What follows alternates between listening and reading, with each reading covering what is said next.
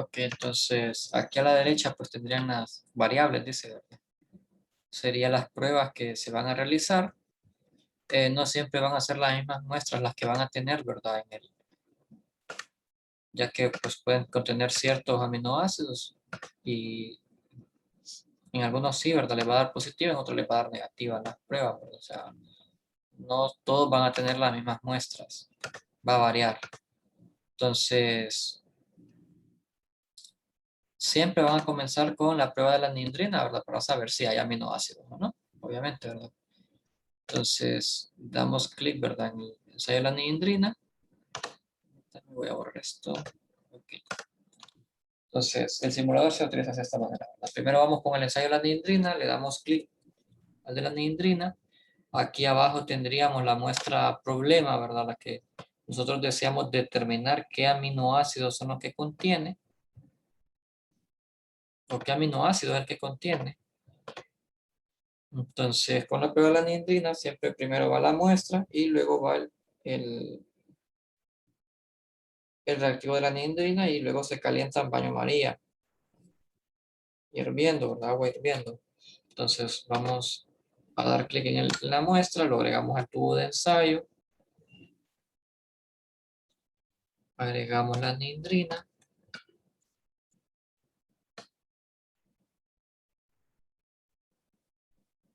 y lo llevamos al baño de agua hirviendo.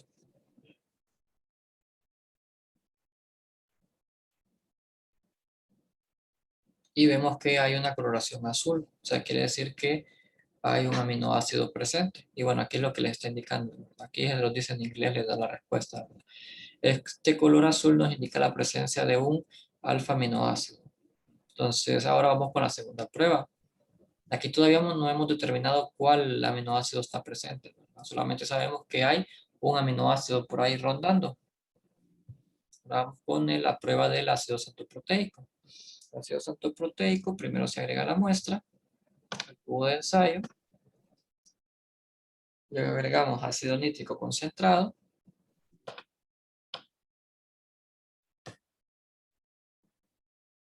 y una vez agregamos el ácido nítrico se lleva al mechero.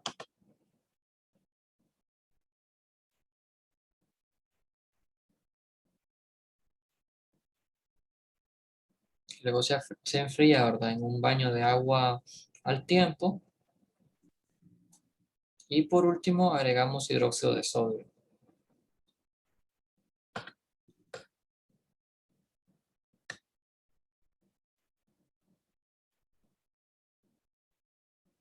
Y bueno, no hay un cambio en la coloración. Y esto lo que nos indica es que hay una ausencia de aminoácidos aromáticos. Entonces directamente nos salta, ¿verdad? Lo que es la prueba del sulfuro de plomo. El lead sulfide es eso, ¿verdad? Sulfuro de plomo. Entonces hacemos la prueba del sulfuro de plomo y la prueba del sulfuro de plomo, los pasos que tenemos que conseguir serían agregar la muestra, primero el tubo de ensayo, agregar NaOH, solamente que este es un NaOH al 40%, no es un NaOH concentrado. Lo agregamos a la muestra. Ahora lo vamos a calentar en un mechero hasta que hierva.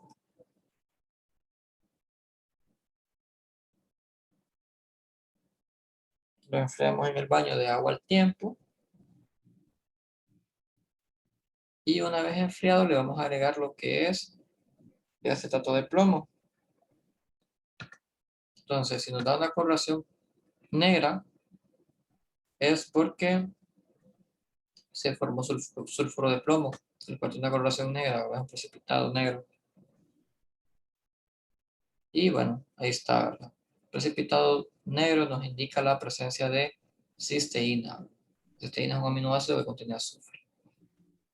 Entonces, ahí es solamente eso, ¿verdad? Sería uno de los procedimientos. ¿Por qué? Porque ya llegamos a la conclusión final, ¿verdad? Que en esa muestra teníamos lo que es cisteína. Ahí ya identificamos qué aminoácido estaba presente en la muestra. Entonces, Pero siempre este procedimiento puede variar, ¿verdad? En este caso encontramos cisteína, en otros podemos encontrar prolina, en otros podemos encontrar histidina y así, ¿verdad? Entonces, es cuestión, ¿verdad?, de a lo que les toque a cada uno de ustedes. Entonces, en el ensayo de la anhidrina, aquí siempre se empieza con el ensayo de la anhidrina. Lo vamos a repetir para que vean que no vamos a tener el mismo resultado. Agregamos la muestra, agregamos la... Una vez termina de agregarse la muestra, agregamos anhidrina.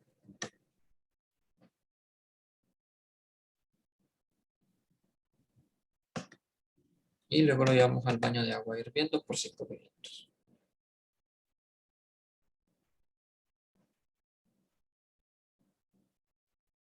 Y aquí, si se fijan, de una coloración amarilla.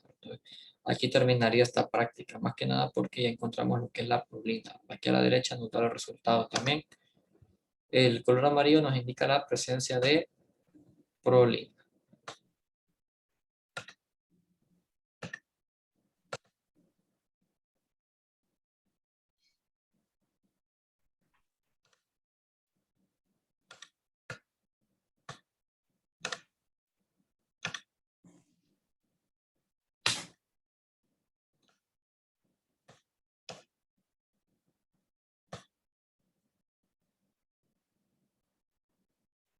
Vamos a ver si no repite el mismo procedimiento.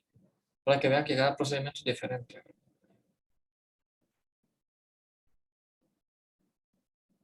Ay, otra vez la misma cosa. De prolina. Y quiero que hagamos también las pruebas del Yaso de Paulo, la de Million y la de Hopkins Cole. Solamente que, pues, si no están los mismos resultados, pues nos va a complicar un poquito más.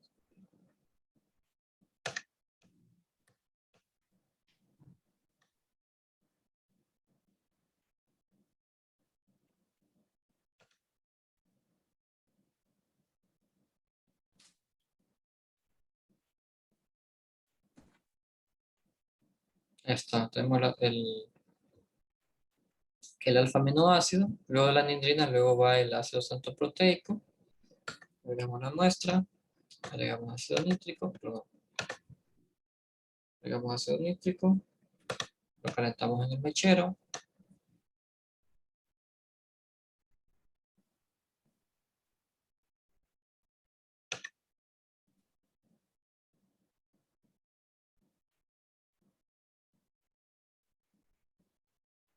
Luego se enfría.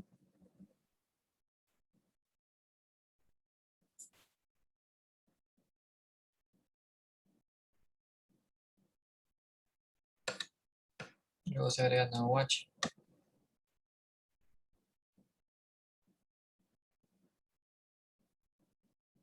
No, mostrando los mismos resultados. Entonces para hacer el de Pauli y el de Million, lo que va a tocar pues sería ver el procedimiento experimental, ¿verdad? En el caso de que a ustedes les toque hacerlo. Entonces cada vez que terminan una prueba y se fijan, se les habilita otra automáticamente. El mismo simulador pues los guía, ¿verdad? Por dónde deben de ir. Entonces, más que nada, aquí, ¿verdad? Esta prueba que hicimos del ácido proteico nos dice si hay presencia o ausencia de un anillo aromático. El problema es que no nos dice cuál aminoácido es en sí tal cual.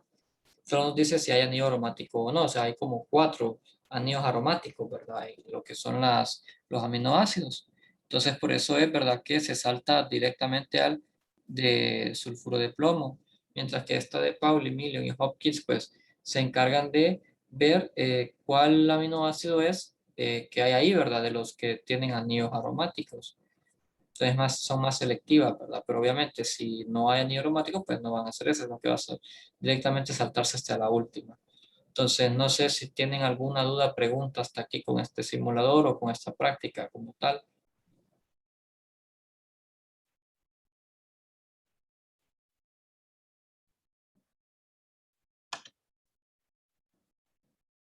¿Se entendió, jóvenes?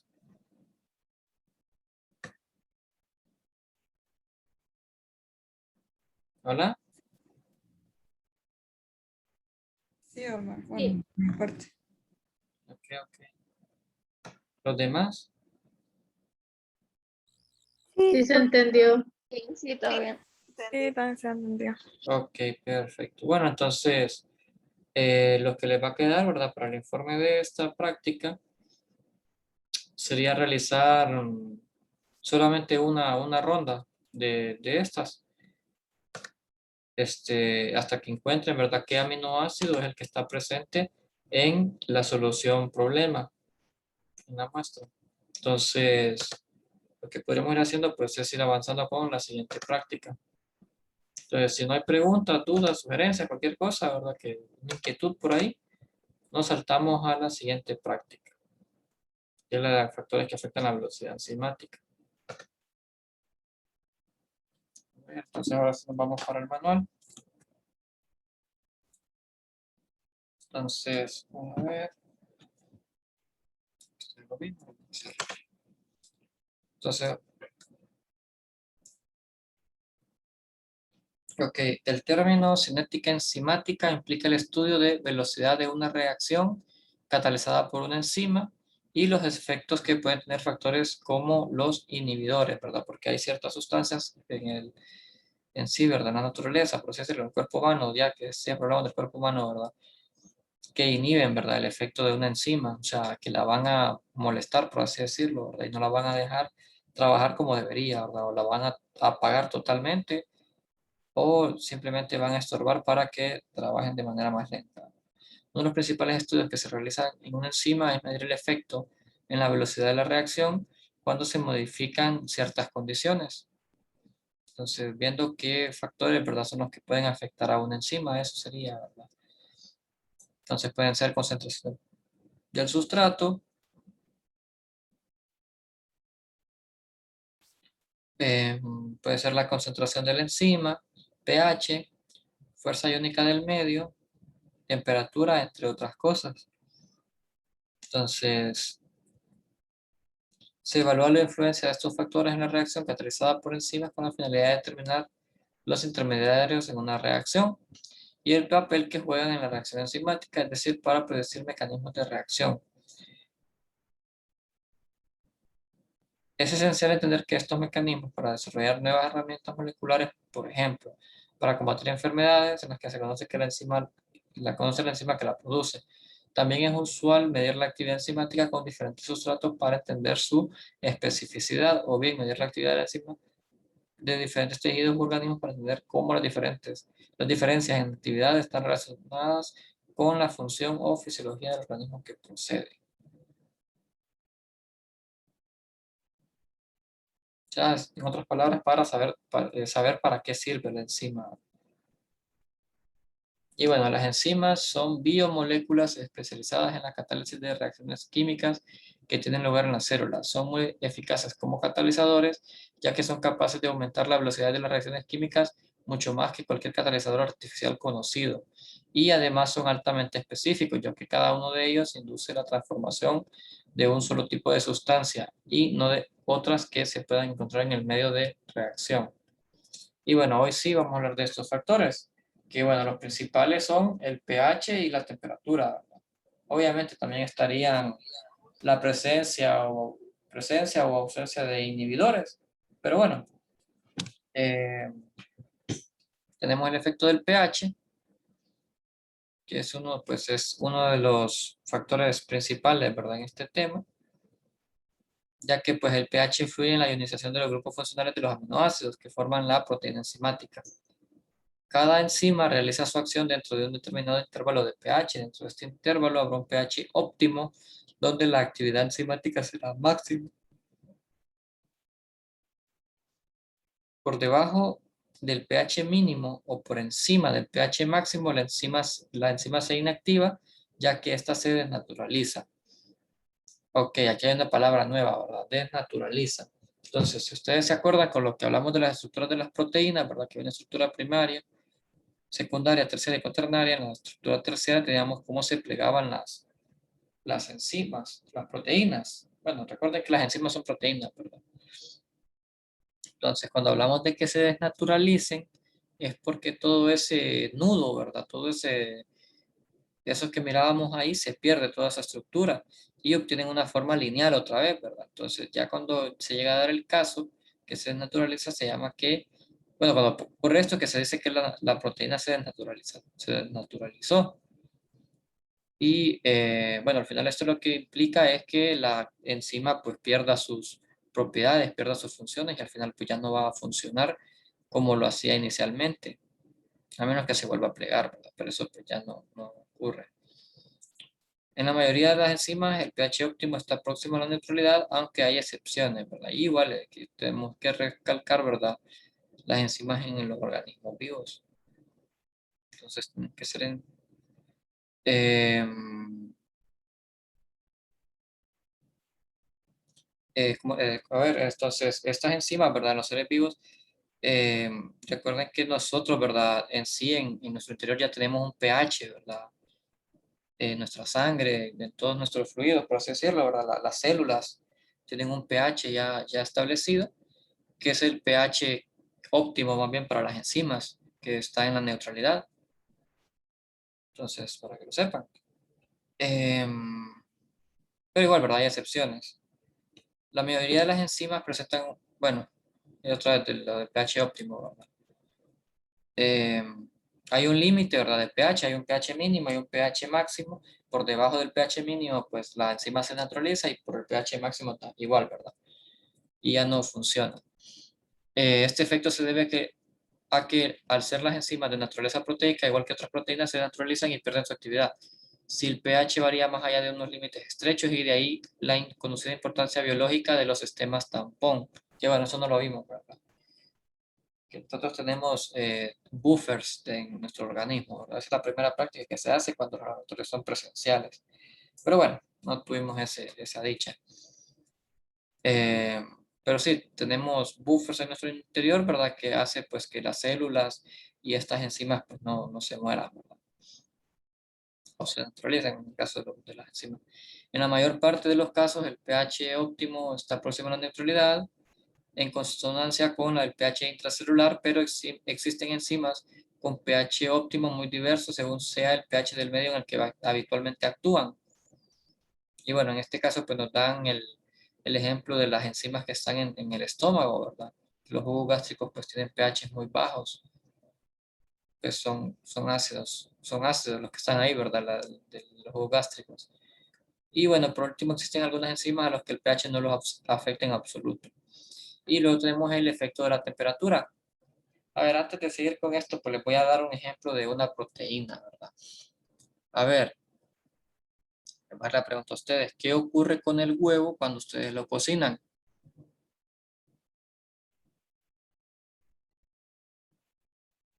A ver, ¿Cómo originalmente, cómo es el huevo una vez que ustedes lo sacan del cascarón? ¿Cómo sería? Describan está la yema? la yema, ¿verdad? Ajá, pero ¿cómo es esa yema? Cambia su estructura.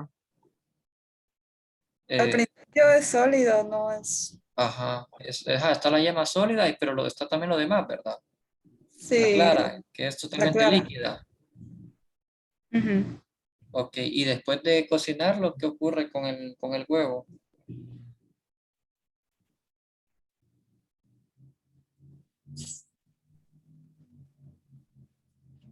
Ya se vuelve homogéneo, pero Se hace no sé. homogéneo, se hace todo como sólido, como Ajá, esponjoso, sí. ¿verdad? Entonces, eso es por efecto de la proteína que tiene el huevo en su interior, que la proteína del huevo se llama albúmina. Ya creo que la han escuchado por ahí, ¿verdad? Entonces, es cuando esa proteína se desnaturaliza y adopta esa forma. O sea, de manera visual podemos ver, ¿verdad? Podemos decir que podemos ver cómo se desnaturaliza una proteína, que eso es por efecto de la temperatura. Pero imagínense que si yo hiciera lo mismo con el huevo de cocinarlo, pero en vez de utilizar temperatura, utilizara un ácido clorhídrico, ocurriría exactamente lo mismo, porque esa proteína se desnaturaliza. Otro ejemplo de esto podría ser la leche, que bueno, aquí ya, pues ya entran en juego otras cosas, ¿verdad? Más que pH y temperatura, pero bueno, la leche cuando se arruina, ¿qué ocurre con la leche? La leche normalmente, ¿cómo es? Líquido. Totalmente líquida, ¿verdad? Y cuando se arruina, cuando se echa a perder, Se pone como, guau, no sé, se se cuaja, cuaja, ¿verdad? dicen. Correcto, se cuaja. Cuando se corta, se dice que se cuaja. Es una estructura sólida prácticamente. Entonces, es por lo mismo, ¿verdad? Porque la proteína que tiene la leche, que se llama caseína, se desnaturaliza, ¿verdad?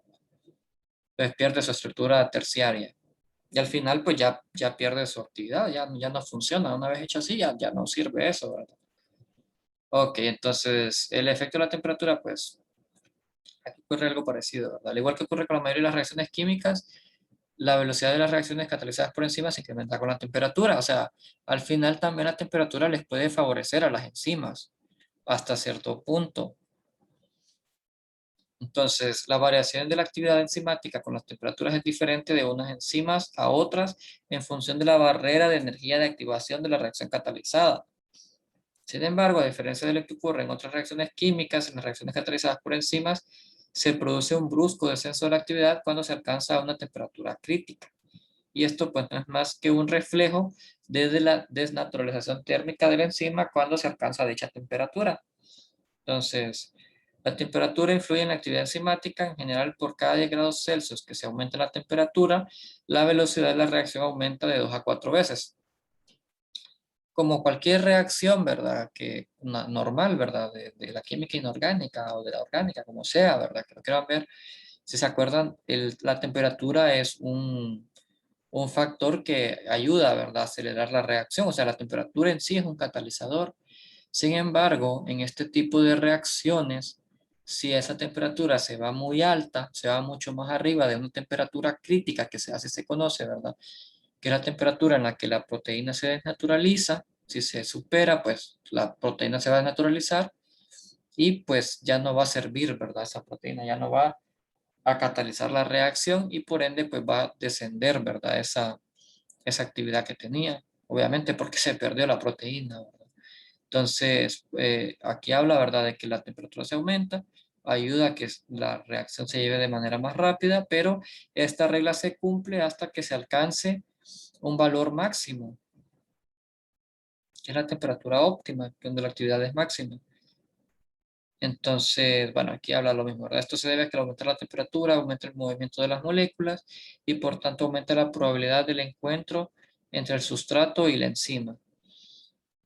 Si la temperatura aumenta por encima de esa temperatura, disminuye o incluso cesa la actividad enzimática debido a que esta enzima se desnaturaliza. Y cada enzima posee una temperatura óptima y bueno, en las enzimas humanas suele estar alrededor de 37 grados Celsius. ¿Por qué creen que alrededor de los 37 grados Celsius esté la temperatura óptima de las enzimas del cuerpo humano?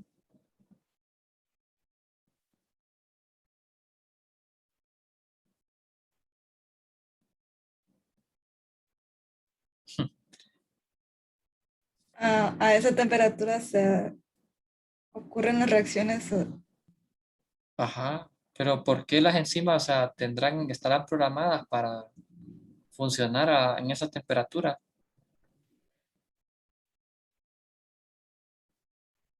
No es que estén programadas, ¿verdad? No que así son ellas. Porque nosotros a esa temperatura estamos. Entonces, por eso es que son tan peligrosas a veces, ¿verdad? Quizás las fiebres y las calenturas y esas cosas, ¿verdad? Ok, entonces, eh, los animales poiquilotermos, debido a que carecen de mecanismos para regular la temperatura corporal, se ven obligados a hibernar en la estación fría, pues la actividad de sus enzimas, debido a las bajas temperaturas que son muy bajas, ¿verdad?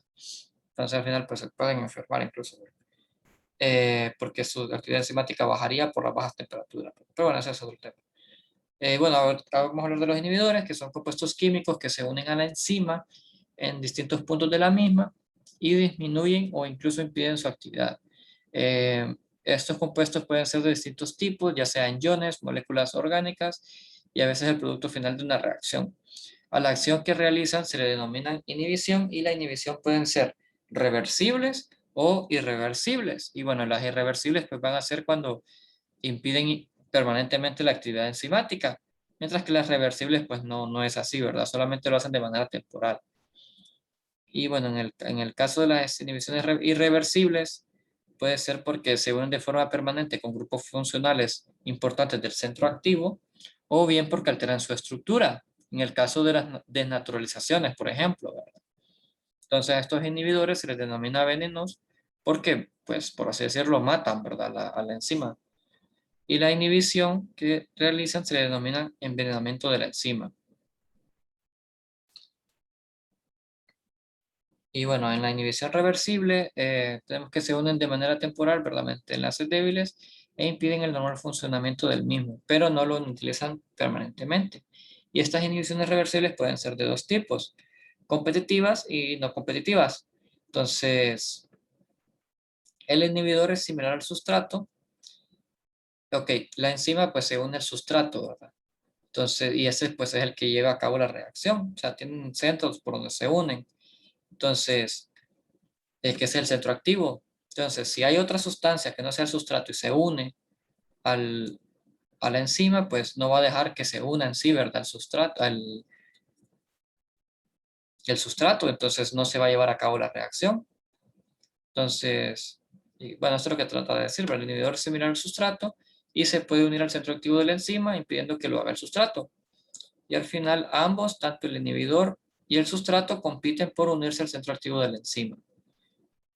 Y la acción suele anularse aumentando la concentración del sustrato, mientras que la no competitiva, el inhibidor no compite con el sustrato, sino que actúa de dos formas, sobre la enzima o sobre el complejo enzima-sustrato.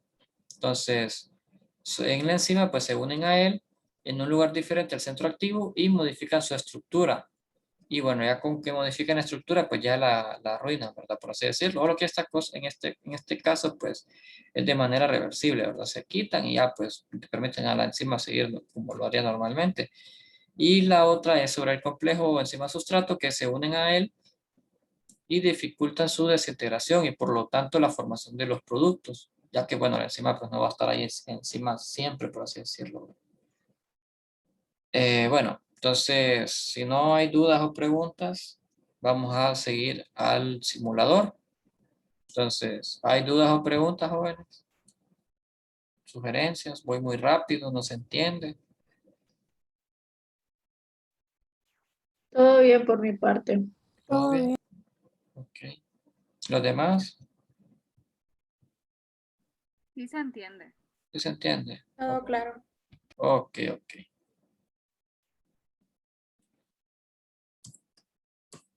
Y bueno, este sería el simulador. Yo los enlaces de los simuladores ya se los compartí por el modo, ¿verdad? Entonces, bueno, entonces aquí pues vamos a leerlo, ¿verdad? Tal cual, para que realmente el simulador pues se explica solo. Entonces, en este laboratorio, en este simulador o laboratorio virtual, podemos explorar cómo la actividad de una enzima varía dependiendo de las condiciones del medio en el que se encuentra. Y la enzima que vamos a estudiar tiene un nombre largo. Y su nombre es 6-orto-alfa-L-ramnosil de glucosidasa. Y a ver, para que no se me enchivolen tanto, ¿verdad? Esta enzima lo que hace es cortar, es hidrolizar un azúcar. Y ese azúcar se llama 6-orto-alfa-L-ramnosil de glucosa. ¿Ok? Ahí está la diferencia. Lo repito, el azúcar se llama 6-orto-alfa-L-ramnosil de glucosa.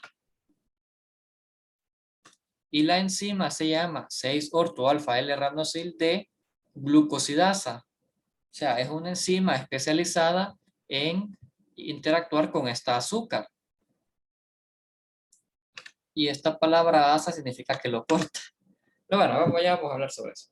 Entonces, bueno, este sería el nombre de esta sería la familia, ¿verdad? De la enzima. O de dónde proviene, si no soy mal, estoy equivocado, del nombre científico. Y bueno, esta está contenida en la muestra del ensayo. El objetivo pues va a ser encontrar las condiciones óptimas de pH y temperatura para esta enzima. Entonces nosotros vamos a ir jugando con el pH y con la temperatura a la que se encuentra la enzima y ver dónde hay mayor actividad. aquí está el pH y la temperatura. Nosotros aquí podemos ir jugando con esto. Si queremos un pH de 3, de 4, de 5, de 6, de 7, de 8, de 9 y así, ¿verdad? Hasta el 11. Igual con la temperatura. Podemos ir jugando con una temperatura que va desde 30 hasta 80. Y la idea pues es ir viendo nosotros cómo esto va afectando el comportamiento de la enzima. Entonces, entre mayor actividad haya en la enzima, va a ser mayor cantidad del azúcar que va a cortar. Ya vamos a hablar sobre eso. Y al final, pues ese azúcar, va a haber mayor cantidad de azúcar y este espectrofotómetro va a encontrar mayor concentración del azúcar. Pero bueno, ok. Entonces, los pasos, ¿verdad? Para utilizar el simulador, pues es mover los controles, ¿verdad? Elegir un pH y una temperatura para el ensayo y ir pulsando en orden los botones para añadir los componentes de la reacción a la cubeta del ensayo. Esta cubeta pues va dentro del espectrofotómetro. Entonces, luego tenemos el botón de añadir sustrato, la muestra, que la muestra, ya vamos a explicar qué lleva cada cosa, ¿verdad? Que se incuba, ¿verdad? Al pH y a la temperatura en que nosotros lo agregamos. Y el dinitro salicilato, ¿verdad? Que lo añadimos, aumenta la temperatura, esperamos, la temperatura aumenta, esperamos a que se vuelva a bajar, o sea, que se vuelva, aquí sale un check, ¿verdad? Cuando diga que está lista la reacción. Y le damos a tomar medida. Entonces llevamos la cubeta al espectrofotómetro y mide la actividad, ¿verdad? De 0.164 para esa temperatura y para ese pH. Entonces, al final nosotros aquí podemos ir añadiendo, ¿verdad? A ver, pH 7, temperatura 50. Nosotros aquí podemos ir llenando, ¿verdad? 164. Y después simplemente esto pues se guarda, ¿verdad? Que, igual, aquí creo que no se puede hacer. Entonces, lo que pueden hacer es copiar y pegar y pasarlo a un archivo Excel o trabajarlo directamente en un Excel para tener los datos ahí, ¿verdad? Entonces, ustedes van a ir variando, ¿verdad? Temperatura. Van haciendo lo mismo. Añaden al sustrato, añaden la muestra y se incuba, ¿verdad? Esa temperatura y ese pH. Añadimos el dinitrosalicilato después. Aumenta la temperatura. Y ya está listo, ¿verdad? Tomamos medida y ahí vamos. Entonces pH 7, temperatura 65 y tenemos una mayor actividad si se fijan. Y así, ¿verdad? Vamos a ir jugando con pH y temperatura. Entonces, el objetivo es encontrar el pH y temperatura óptimo. ¿Y dónde va a ser eso? Bueno, donde haya una mayor actividad de absorbancia. Ok. Entonces, vamos a explicar en sí la reacción, ¿verdad? Antes de continuar. Entonces, la enzima 6-orto-alfa-L-ranosil-D-glucosidasa hidroliza el enlace glucosídico de un sustrato que añadimos. Y ese sustrato es la esperidina, que es un azúcar natural, un glicósido natural formado por lo que es la rutinosa con esperatina. O sea, aquí está, ¿verdad? La rutinosa es esta. Y esta es la esperatina. Entonces, el conjunto de esta rutinosa y esta esperatina es la esperidina. Y esta esperidina es el sustrato que nosotros añadimos. Entonces, ¿qué ocurre? Esta es la reacción de hidrólisis de este azúcar, donde se rompe, ¿verdad? La rutinosa y la esperitina se separan, o sea, una hidrólisis. Entonces, este azúcar lo que hace es ayudarle a acelerar esa reacción, donde se separan estos compuestos. Entonces, obviamente, ¿verdad? Ya dijimos, ¿verdad? Si nosotros tenemos el pH y la temperatura adecuada, va a haber una mayor actividad y va a haber una mayor de hidrólisis en esta reacción y por ende va a haber una mayor cantidad de azúcar, ¿verdad? Al otro lado, al lado de los productos. se va a formar más azúcar y eso es lo que detecta el espectrofotómetro. Entonces, se aplica un ensayo, luego una vez se separa esto, ¿verdad? Se aplica un ensayo para detectar azúcares, en este caso pues es la rutinosa, este que está aquí, y consiste en una reacción con el dinitrosalicilato, que es el que agregamos después. Entonces, este dinitrosalicilato, que originalmente es un color amarillo, medio básico, se reduce a 3-amino-5-nitrosalicilato, que es un color rojo ladrillo. Entonces, y esto es lo que mide el espectrofotómetro. El aldehído del azúcar reductor se oxida a ácido y se mide el color rojo del producto a 540 nanómetros. Y bueno, aquí tienes la reacción también. Entonces, esto es lo que ocurre aquí. Entonces, nosotros vamos a ir jugando con pH y temperatura. Entonces, lo que vamos a hacer es, vamos a hacer prácticamente dos pruebas. Una en la que se varíe pH y otra en la que se varíe la temperatura. Entonces, para la prueba en la que se varíe pH, vamos a mantener una temperatura constante, cualquiera, digamos que 50. Ustedes pueden escoger, ¿verdad? Y ustedes van a ir tomando medidas para un pH de 3, para un pH de 4. Bueno, pueden ir haciendo los salteados si quieren, pero no es necesario que lo hagan uno por uno. Da igual, el que lo quiera hacer uno por uno está bien, ¿verdad? 3, 4, 5, 6, 7, 8, 9, 10, 11, ¿verdad? Entonces, de esa manera pues, van a ir variando pH. Y la otra, pues, es variando temperatura. Mantienen un pH constante al pH que ustedes deseen, ¿verdad? Lo ideal sería entre 5 y 8. Y la temperatura, pues, la van a ir variando. Un 30, un 40, un 50, un 60, un 70 y un 80, ¿verdad? La idea es que ustedes puedan ver el comportamiento de la enzima según se varíe pH o se varíe temperatura. Y bueno, ustedes el procedimiento ya lo saben, ¿verdad? Añaden el tampón y el sustrato, o sea, es decir, donde está el pH, ¿verdad? El tampón y el sustrato, que es el azúcar, la muestra, que es la enzima, se incuban, ¿verdad? Por 1 hora, por lo que obviamente pues el simulador no va a estar 1 hora ahí simulando incubar, y luego se añade el dinitrosalicilato. Se fijan, pues se aumenta la temperatura, pasa de un color amarillo, bueno, tendría que pasar de un color amarillo a un color rojo, y se toma la medida. Y ustedes van a ir tomando los datos. Entonces, van a elaborar dos tablas, una para la que varíen pH y una para que la varíe lo que es la temperatura. ¿Y ustedes qué van a hacer con esos datos? Van a graficar. Entonces, va a ser una gráfica para efecto de pH sobre la actividad enzimática y otro para efecto de temperatura para actividad enzimática. Entonces, no sé si se entiende, ¿verdad? Lo que... Jóvenes, ¿queda claro el simulador? Sí se entiende. ¿Queda claro lo que hay que hacer? Pero la gráfica, ¿cómo es? Ok, van a hacer dos procedimientos. Uno en el que varíe en pH y otro en el que varíe en temperatura. Y van a Ok. hacer una gráfica para cada uno de ellos, con los datos que les arrojaron, ¿verdad? No sé si me explico. Por ejemplo, en esta gráfica sería la variación de temperatura con A, ¿verdad? Ajá, correcto. O Y sea, la otra usted, sería ajá, lo pH con el, ok. correcto. En una se mantiene constante una y en la otra se mantiene se varía la otra. Chicos, a ver, está a punto de acabar la clase, así que volvamos a entrar solamente para terminar de afinar esto, para que quede claro.